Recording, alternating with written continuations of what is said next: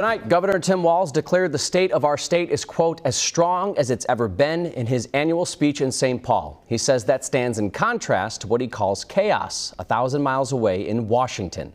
Caroline Cummings joins us now with the latest from the Capitol. Hi, Caroline.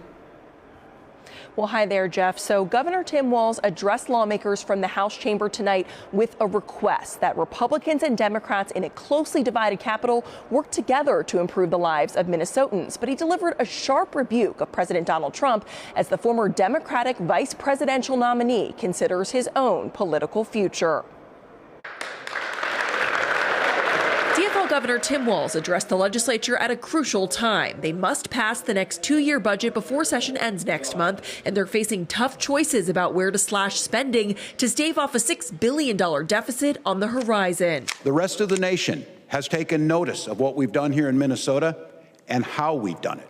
In his roughly 22-minute speech, Walz listed off some of the Democrats' greatest hits they passed when they controlled the Capitol the last 2 years: paid leave, free school meals, and more. He acknowledged, though, the stark reality this year. The budget will include cuts, and he made an appeal for unity to get it done across party lines. I believe we can continue to make Minnesota the best place to live, work, and raise a family. But that call to come together came after sharp attacks on President Donald Trump and his policies. His remarks reminiscent of a campaign-style speech.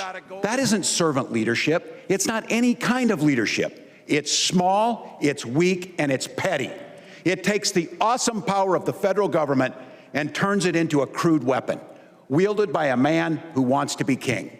Walz has hit the road in the last month, hosting town halls across the country to hear from people frustrated by the Trump administration. He will make a decision soon about running for a third term or if there's something else in store. Meanwhile, Republicans criticized Walz for finger-pointing at D.C. when there's real work ahead in St. Paul.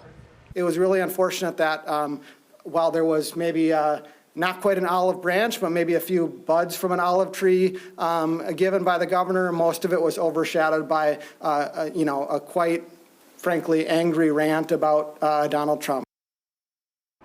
But Republicans did praise Governor Walz for his commitment to fight fraud in state programs. It's a top priority for the GOP and should be a bipartisan bright spot this session. Now the final countdown begins as lawmakers eye adjournment May 19th. Jeff. All right. Thank you, Caroline.